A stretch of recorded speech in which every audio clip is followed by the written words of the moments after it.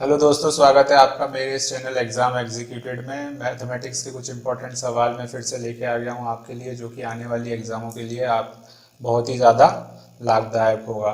तो चलिए स्टार्ट करते हैं बिना किसी देरी से। ये रहा आपका पहला सवाल। तो रेडियो को कुल 900 रुपये में खरीदा गया। पहली रेडियो को 30% के लाभ पर तथा दूसरे रेडियो को 20% की हानि पर बेच दिया जाता है। यदि पूरे व्यापार में ना तो लाभ होता हो और ना हानि हो, तब लाभ पर बेचे गए वस्तु का क्रय मूल्य क्या होगा। देखिए, मैं आपको क्वेश्चन आपको समझा देता हूँ। 900 रुपये में दो वस्तुएं खरीदी गई हैं। पहली वस्तुओं को 30% लाभ पर बेचा है, दूसरी वस्तु को 20% हानि पर बेचा है। अंत में उसने पाया कि उसके जो व्यापार में ना तो लाभ हुआ है ना हानि हुई है। फिर उसने निकालना क्या है कि जो कॉस्ट प्राइस है, क्रय मूल्य है, जो रेडियो के जो क्रय मूल्य हैं उनमें जो लाभ पर बेचा गया है उसका क्रय मूल्य आपको निकालना। देखिए, क्वेश्चन देखने में बहुत बड़ा है, बिल्कुल बहुत बड़ा है, लेकिन करने में बहुत आसान है अगर आप ट्रिक द्वारा करें, मेथड द्वारा करें। देखिए, आप इसको फॉर्मूले से लिख के मतलब करोगे तो बहुत ज़्यादा टिपिकल होगा, क्योंकि मैथमेटिक्स में अगर फॉर्मूले पे जाओगे तो हर एक क्वेश्चन के अलग अलग फॉर्मूले आएंगे, और अगर आप उनको सबको रटने बैठे तो बहुत ज़्यादा कॉम्प्लिकेट हो जाएगा मैथमेटिक्स को आपको पढ़ना मतलब करने के लिए। ठीक है, तो मैं बिना किसी देरी के इसको सॉल्व करता हूँ। देखिए, आपको जो जो दिया है आप वो क्वेश्चन में से यहाँ पर मैं लिखते जाऊंगा और कोशिश करेंगे इसको आंसर लाने की। ठीक है, तो देखिए, पहला जो रेडियो है वो 30% लाभ पर लाभ पर बेचा गया है। ठीक है, तो 30% को मैं 30% ये लिखा आपने 30%। 30% को हम कैसे लिख सकते हैं, 30/100। इसको हम काटेंगे तो आ जाएगा 3/10। ये चीज़ समझ में आई। अब इस चीज़ का भी एक मतलब होता है क्या, इसमें जो ये 10 दिख रहा है ये कॉस्ट प्राइस है, मतलब क्रय मूल्य। 10 रुपये में चीज खरीदी, और ये जो 3 दिख रहा है आपको ये लाभ हुआ है आपको। तो कहने का मतलब है 10 की चीज है, 3 रुपये लाभ हुआ है, तो चीज कितने की हो गई, 13 रुपये की। ये चीज समझ में आई। 10 का क्रय मूल्य है, 3 का लाभ हुआ है, तो 10 की चीज कितने में हो गई, 13 में, क्योंकि प्रॉफिट हो रहा है। ठीक। अगला क्वेश्चन, अगला वो देखते हैं कि 20% की हानि हो रही है, तो मतलब मैं 20% को कुछ इस प्रकार लिख सकता हूँ। ठीक, मैं इसको थोड़ा सा ऊपर कर देता हूँ ताकि क्लियर दिखे आपको। 20% को आप ऐसे लिख सकते हैं, मतलब ये कितना आ जाएगा आपका 1/5। सेम इसमें 5 की चीज, अभी देखिए 20 का हानि, मतलब ये जो है ये हानि हो रही, तो 1 रुपये की क्या हो गई, हानि। रुपए में मान लेता हूँ, अगर ये 5 रुपये है तो 1 रुपये की हानि हो गई। तो मैं इसको ऐसा लिख सकता हूँ, 5 की चीज बेची कितने में, 4 में, 1 की हानि हो गई, बचा कितना, 4। प्रॉफिट था तो हमने ऐसा लिख दिया, 3 का प्रॉफिट था तो 10 की चीज 13 में बेच दी, 1 की हानि, अभी नीचे वाले में 1 की हानि, तो 5 की चीज हमने 4 में बेच दी। ये चीज समझ में आई। ये बहुत इंपॉर्टेंट है, सबसे ज्यादा ये इंपॉर्टेंट है। अगर ये आपने बना लिया तो ये क्वेश्चन 2 मिनट में सॉल्व हो जाएगा। बस आपको क्वेश्चन के हिसाब से चलते जाना। यदि पूरे व्यापार में ना तो लाभ हो और ना ही हानि, तो ये व्यापार हो गया हमारा। ये पहली टर्म थी हमारी लाभ वाली, और ये हानि वाली, तो ये व्यापार हो गया। ये हमारा क्या है, कॉस्ट प्राइस है, मतलब क्रय मूल्य है, और ये हमारा सेलिंग प्राइस या विक्रय मूल्य है। ये चीज समझ में आई। अभी वो बोल रहा है यदि पूरे व्यापार में ना तो लाभ हो या ना हानि हो, तो हम इनको जोड़ लेते हैं। तो ये हो गया हमारा कितना, 15 हो गया, ये हमारा कितना हो गया, 17 हो गया। पर देखिए, ये तो पूरे व्यापार में ना लाभ हो या हानि, मतलब कॉस्ट प्राइस और सेलिंग प्राइस सेम होने चाहिए, तभी तो ना तो लाभ होगा ना हानि होगी। 10 की चीज 10 में बेच दी, 10 की चीज 10 में खरीदी, 10 में बेची, ना लाभ हुआ ना हानि हुई, पर यहाँ तो लाभ हो गया। तो ये चीज नहीं होनी चाहिए, ये ध्यान रखना इस चीज को। ये चेक करने का तरीका है। तो इन दोनों को सेम बनाने के लिए, ना लाभ हो ना हानि हो, तो उसके लिए एक ट्रिक होती है कि 5 में से 4 का माइनस करेंगे, 1 आया तो इस 1 का मल्टीप्लाई हम ऊपर वाले में करेंगे।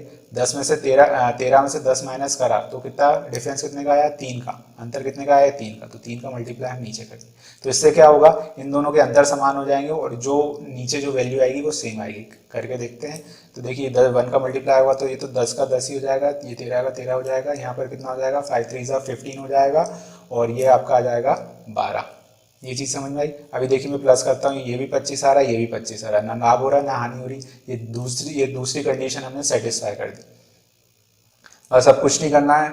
दो रेडियो का कुल कितना दे रखा है, 900 रुपये। कॉस्ट प्राइस ये रहा, सेलिंग प्राइस ये रहा, क्रय मूल्य ये रहा, विक्रय मूल्य ये रहा। देखिए, आप थोड़ा सा मैं इसको ऊपर कर देता हूँ ताकि क्लियर दिखे। कॉस्ट प्राइस ये रहा आपका, सेलिंग प्राइस ये रहा, ठीक है। यहाँ तक कंडीशन हमने सेटिस्फाई कर दी। अब कॉस्ट प्राइस क्रय मूल्य हमारा कितना आ रहा है 25, क्वेश्चन के हिसाब से कितना दे रखा है 900, तो 25 को हम किसके इक्वल में रख देंगे 900। आप इसको अगर आप डिवाइड करेंगे तो आपका कितना आएगा, आपका आएगा 36। 25 से डिवाइड करेंगे 36, एक की वैल्यू कितनी आई 36। अभी क्या पूछ रहा है कि लाभ पर, ये यहाँ से लाभ पर बेचे गई वस्तु का क्रय मूल्य क्या होगा। अभी लाभ किसमें हो रहा है, 10 की चीज 13 में बेची, लाभ हो रहा है, 15 की चीज 12 में, यहाँ हानि हो रही है। तो हमें लाभ पर, ये लाभ हो रहा है, लाभ पर बेचे गए क्रय मूल्य, ये क्रय मूल्य है, तो लाभ पर बेचे गए क्रय मूल्य कितना है 10, एक की वैल्यू कितनी है 36, तो कितना आ जाएगा 360। 10 का इंटू, हम इसको थोड़ा सा और ऊपर कर दूंगा, ये हाँ अभी ठीक दिख रहा। तो 10 का इंटू हम किस में कर देंगे 36 में, तो कितना आ जाएगा 360। ये चीज समझ में आई, एक की वैल्यू कितनी आई 36, 36 का इंटू हम किस में कर देंगे इस 10 में, क्योंकि ये लाभ पर बेचा हुआ कॉस्ट प्राइस है। तो 36 कितना आ गया 360, तो 360 इसकी कॉस्ट प्राइस। अभी वो पूछ ले हानि पर बेचे हुए का क्रय मूल्य क्या है, तो हानि पर कौन बेच रहा है ये वाला, तो ये कितना है 15, एक की वैल्यू कितनी आई थी 36, तो कितना आ जाएगा,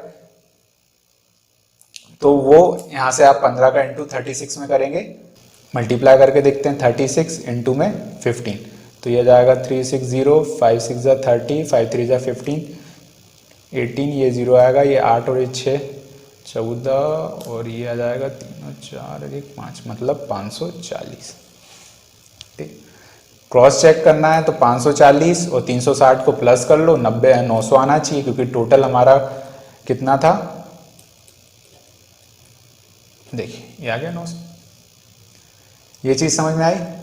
इससे आसान ट्रिक आपको कहीं नहीं मिलेगी, अगर इससे आसान ट्रिक मिले तो आप डिसलाइक कर देना वीडियो को, ठीक है। अगला क्वेश्चन देखते हैं।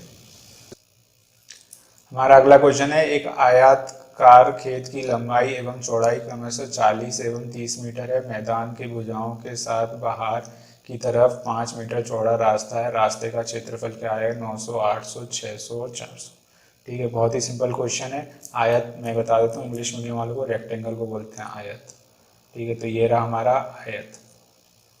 क्वेश्चन जैसा बोलता जाता है हम अपन वैसे करते जाते हैं। आयत की खेत की लंबाई कितनी है, लंबाई और चौड़ाई, लंबाई कितनी है 40, चौड़ाई कितनी है 30। ठीक है, मैदान की भुजाओं के साथ बाहर की तरफ ये रहा बाहर 5 मीटर चौड़ा रास्ता, ये रहा 5 मीटर चौड़ा रास्ता। ठीक है, 5 मीटर चौड़ा रास्ता, ये थोड़ा सा ऐसा बन गया, ये मैं आयत बना देता हूँ।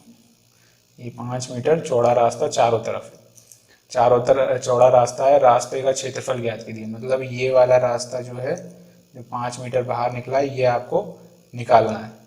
ठीक है, अभी कहने का बात ये है कि ये 5 मीटर है, तो ये 5 मीटर निकला है, ऐसे भी 5 मीटर है और ऐसे भी 5 मीटर है। ठीक, ये ऐसे भी 5 मीटर अब आगे निकला है और ये ऐसे भी 5 मीटर आगे निकला है। तो देखिए यहाँ से यहाँ तक 40 था, ये यहाँ से 5 मीटर बढ़ा, ये यहाँ से 5 मीटर बढ़ा, तो ये कितनी हो गई 50। ये 30 था, यहाँ से भी 5 मीटर आगे बढ़ा, यहाँ से भी 5 मीटर आगे बढ़ा, तो ये कितना हो गया 40। आयत का एरिया निकालना या क्षेत्रफल निकालना तो आपको पता ही होगा, लंबाई गुणे चौड़ाई या लेंथ इनटू ब्रेथ एरिया होता है इसका।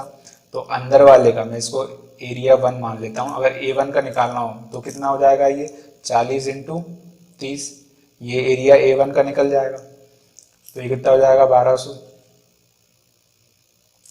बाहर का निकालना है तो सेम आपको ऐसे में ये वाला एरिया, ये इसको हम A2 मान लेते हैं, एरिया 2। तो अगर इसका निकालना है तो इसमें भी सेम लग जाएगा, लेंथ इनटू ब्रेथ या लंबाई गुणे चौड़ाई, तो ये कितना हो जाएगा आपका 40 गुणा 50, तो ये कितना हो जाएगा 5 4 20, 2000। ये चीज समझ में आई। इसको थोड़ा सा ऊपर कर देता हूँ, 1200। अभी देखिए ये टोटल है, टोटल कितना है 2000। ठीक है, और उसमें से अगर हम ये घटा दें, ये कितना निकला 1200। ठीक, तो बचेगा कितना 800, तो बी आंसर आएगा। हमारा अगला क्वेश्चन है, ए तथा बी की वार्षिक आय का अनुपात 3:2 है तथा खर्च का अनुपात 5:3। यदि वर्ष के अंत में प्रत्येक की बचत 1000 रुपये हो तो ए की वार्षिक आय बताइए। देखिए हम इसको किस तरीके से करते हैं कि पहले हम लिख लेते हैं आय या सैलरी कितनी दे रखी है 3:2। फिर उसमें से हम खर्च का अनुपात निकालेंगे, खर्च हो गया कितना हो गया 5:3। देखिए रेशो एक्चुअल वैल्यू नहीं होती, वो एक भाग होता है, एक हिस्सा होता है, तो इसे हम एक्चुअल वैल्यू नहीं मानते हैं, इसके साथ एक्स जुड़ा हुआ रहता है। ठीक है, तो आय की रेशो हमको दे रखा है, खर्च दे रखा है, हमको बचत भी उसने दे रखी है कितनी 1000 रुपये, इसकी भी 1000 रुपये बचत हुई है, इसकी भी 1000 रुपये बचत हुई है। ये क्वेश्चन बोल रहा है, ये चीज समझ में आई। आगे क्या करना है, अब बचत जो है दोनों की बराबर हो रही है तो इनका डिफरेंस भी बराबर होना चाहिए, अगर नहीं है तो करना पड़ेगा, ये चीज याद रखना। तो इसका कितना इन दोनों के बीच का डिफरेंस कितना है, देखिए 5 3 2 का डिफरेंस है, इसमें 1 का डिफरेंस, तो वो डिफरेंस बराबर करने के लिए मैंने आपको बताया था, इन दोनों का माइनस करेंगे, ऊपर मल्टीप्लाई करेंगे, इन दोनों का माइनस करेंगे, इधर नीचे मल्टीप्लाई करेंगे, तो ये कितना हो जाएगा 3 2 6 2 2 4, ये हो जाएगा आपका 5 और 3, नीचे 1000 ऑलरेडी था। तो नए रेशो आपको मिल गए ये वाले, इनका डिफरेंस कितना है 1, और एक डिफरेंस की वैल्यू कितनी दे रखी है 1000। ये डिफरेंस देखिए आय थी, आय में से कुछ कम हो गया खर्च, बचा कितना, बचत हो गई, तो जो बचा है वो बचा इसके बराबर होगा, क्योंकि ये भी बचत ही है, इन दोनों को माइनस करेंगे, जो बचेगा वो इस बचे हुए के बराबर होगा, क्योंकि वो बचा हुआ बचत है और ये भी बचत है। ये चीज समझ में आई, मतलब इन दोनों का डिफरेंस और ये बराबर होते हैं, तो एक की वैल्यू कितनी आ गई 1000, इन दोनों का डिफरेंस कितना एक की वैल्यू 1000, तो हमें किसकी वैल्यू चाहिए, ए की वार्षिक आय, ये ए है, इसकी वार्षिक आय 6 है, तो 1000 का 6 में मल्टीप्लाई होगा तो कितना हो जाएगा ये 6, डी ऑप्शन है। ये चीज समझ में आया। हमारा अगला क्वेश्चन है पाइप और पाइप वाले जो क्वेश्चन आते हैं टैंक और पाइप वाले, उसमें से तो दो पाइप ए तथा बी एक टंकी को क्रमशः 10 घंटे में तथा 12 घंटे में भर सकते हैं, यदि दोनों पाइप एक साथ खोल दिए जाएं तब टंकी को भरने में कितना समय लगेगा। ठीक है, बहुत सिंपल क्वेश्चन है, तो इनको करने की 2 मेथड होती है, मैं दोनों आपको बता देता हूँ। पहली मेथड बहुत सिंपल है, वो देख लीजिए कि देखिए पहला कितना 10 घंटे लग रहे हैं, दूसरे को कितने लग रहे हैं 12 घंटे, तो दोनों को काट देते हैं, तो ये कितने से कट जाएगा, ये 2 से कट जाएगा, 2 5 10, 2 6 12, जो भी आया इसको इंटरचेंज करेंगे तो इनकी कैपेसिटी में जो इनकी एफिशिएंसी मिल जाएगी हमको, तो ये कितना हो जाएगा 6 और ये कितना 5, दोनों को इंटरचेंज कर दिया, इधर 6 लिख दिया, इधर 5 लिख दिया। अभी इस 5 का इस 12 में इंटू करेंगे तो टोटल कैपेसिटी निकल आएगी, वो आ जाएगी आपकी 60। ठीक है, दोनों मिलकर कितना काम कर रहे हैं 11, एक 6 कर रहा है, दूसरा 5 कर रहा है, दोनों मिलकर 11 कर रहे हैं।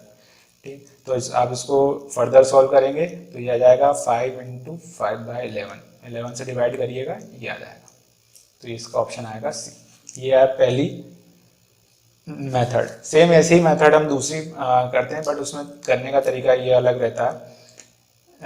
पहले 10 घंटे काम कर रहा है तो 1 घंटे में 1/10 काम करेगा, दूसरा 12 घंटे में काम कर रहा है, 12 घंटे में काम कर सकता है, तो इसकी 1 घंटे में आ जाएगी या 1 दिन में आ जाएगी 1/12। ठीक है, एक टंकी को क्रमशः 10 घंटे मर रहा है तो 1 घंटे मतलब 1/10, दूसरा 12 घंटे में तो 1/12। अब इन दोनों का एलसीएम लोगे तो वही 60 आएगा, और यहाँ आ जाएगा आपका 6 और यहाँ आ जाएगा 5, तो ये इसको आप फर्दर सॉल्व करेंगे तो ये आ जाएगा 11/60। ये 1 घंटे का था, तो हमको ओवरऑल चाहिए रहेगा, तो इसको जस्ट अपोजिट कर देंगे 60/11, और 60/11 को वापस से सॉल्व करेंगे तो जाएगा 5/11, 5:5/11, 5 सहित 5/11, 5 सहित 5/11, मतलब ऑप्शन सी। ये चीज समझ आई। देखिए यहाँ पर भी हमने एलसीएम ही लिया, और इसको हम इंटरचेंज इसलिए करते हैं क्योंकि ये जो है ये घंटे हैं और ये इनकी इफिशियंसी आ जाती है, तो जिसका देखिए जिसके घंटे ज़्यादा उसकी इफिशियंसी कम, और जिसने कम समय लिया उसकी इफिशियंसी ज़्यादा, इसलिए हम इंटरचेंज कर देते हैं। और जब इसको 12 से 5 का इंटू करेंगे तो 60 आएगा, और 6 का 10 से इंटू करेंगे तो भी 60 ही आएगा, तो इससे निकलती टोटल कैपेसिटी, और ये 10 का ये इसकी कैपेसिटी है और ये इसकी कैपेसिटी, तो दोनों की मिलकर कितनी हो गई 11 कैपेसिटी, तो 11 से डिवाइड कर दिया तो आंसर आ गया। ठीक है, या तो ये वाली मेथड अपना लीजिए या ये वाली मेथड अपना लीजिए, दोनों सही है, दोनों से जल्दी आंसर आ जाएगा। ठीक है, तो हमारा अगला क्वेश्चन है, ए किसी काम को 20 दिनों में तथा बी उसी काम को 25 दिनों में पूरा करता है, बी अकेला 10 दिनों तक काम करने के बाद छोड़ दे तो ए शेष काम कितने दिनों में करेगा। सेम वही क्वेश्चन है जो अभी हमने इससे पहले करा है, बट इसको भी हम दो मेथड से कर सकते हैं। तो मैं पहली वाली मेथड से करके दिखाता हूँ आपको। तो देखिए पहला ए कितने दिन में काम करता है, 20 दिन में, 20 लिख दिया। उसी काम को बी कितने दिन में, ये एक कर दो ना, ठीक। तो बी उसी काम को कितने 25 दिन में पूरा करता है, तो ये हमने लिख दिया 25। ये चीज़ समझ में। अभी ना दोनों को हम काटेंगे तो ये हो जाएगा 5 4 जा 20, 5 5 जा 25, ये दिन आ गया, इनको इंटरचेंज कर देंगे 5 और 4, ये इनकी एफिशिएंसी आ गई। अभी इसी 4 को ये इससे मल्टीप्लाई कर दो या 5 को इससे मल्टीप्लाई कर दो, एक ही बात है। तो ये कितना आ जाएगा आपका 100, 5 2 जा 10, ये 0 आ गया, मतलब टोटल कैपेसिटी कितनी आ गई 100। इतना करने के बाद फिर से क्वेश्चन पढ़ते हैं कि बी अकेला 10 दिनों तक काम करता है। तो बी हमारा 10 दिनों तक अकेले काम कर रहा है, तो एक दिन में वो 4 काम करेगा, तो 10 दिन में वो कितना काम कर लेगा 40। तो 40 इसमें से माइनस कर दिए क्योंकि वो छोड़ के चला जाता है, तो कितना बचा 60। तो ए शेष काम कितने दिनों में करेगा, तो एक दिन में कितना करता है 5, बचा कितना 60। तो ये आप 5 से इसको डिवाइड कर दीजिए, तो ये आ जाएगा 12, ठीक है। तो आपका आंसर इसमें हो जाएगा सी। हमारा अगला क्वेश्चन है, एक घन के विकर्ण की लंबाई 6√3 है, इसका आयतन तथा संपूर्ण पृष्ठ का क्षेत्रफल ज्ञात कीजिए। देखिए मैं आयतन बता देता हूँ इंग्लिश मीडियम वालों को। घन मतलब होता है क्यूब, ये इस तरीके का कुछ होता है क्यूब, ठीक।